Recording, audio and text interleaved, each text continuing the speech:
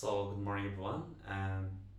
Today we're going to talk about Hegel, one of the most philosopher.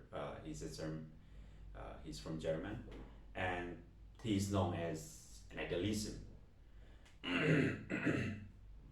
So much for that, Hegel, we all know that in his reality, his conceptual structure, pure concept, are not subjectively applied to sense implies in impression, but rather things exist for actualizing their uh, kind of their a priori pure concept.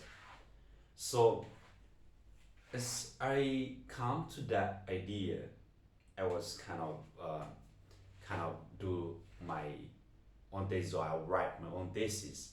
My thesis is each human each human beings share ideas to the universal mind that transcends the subjective and particular.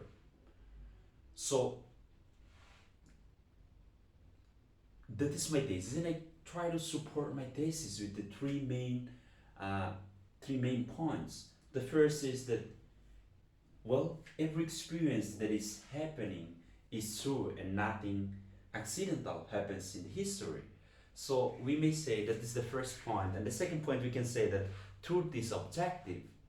Truth is objective, and we learn it, and we must know what the truth is. The third is the categories in our mind is the same as what we see. So I come to realize that there is an objection that we might put.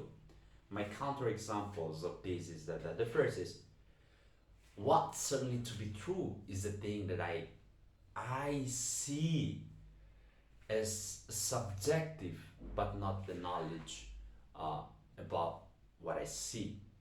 The second is that we cannot know certainly uh, know what is truth because our mind has a limited understanding.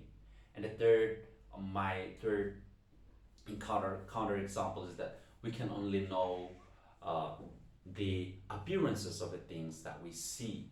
Okay, so I come to realize that what can I answer to this objection? But I come to realize that first of all, I said, oh, it is not true that though is subjective because everything we encounter is an idea, and if the modern said it is true, that it must be true, right? So we cannot. I mean, I can see, but it's kind of standing with that idea. So the second counter is that for to answer this objection, that's what we have talking about is the second. Let me read again for you. Let me say it again. The second was we cannot know certainly not know what is the truth because our mind has a limited understanding. So to answer these objections, I give you uh, the second objection. The second answer to that objection is that you know our understanding not truly to be limited because our ideas comes from a universal mind that share through experiences, and we discuss it with others, right? And the last answer to the counter examples is that you know there are categories of substance, time, and space, and these categories is the reason why I know things like today is December 6th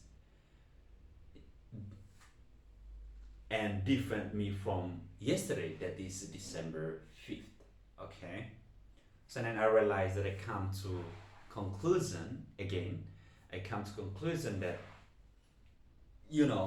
understand is not as subjective but kind of objective, and we share ideas to the universal mind, right? Let me address you again.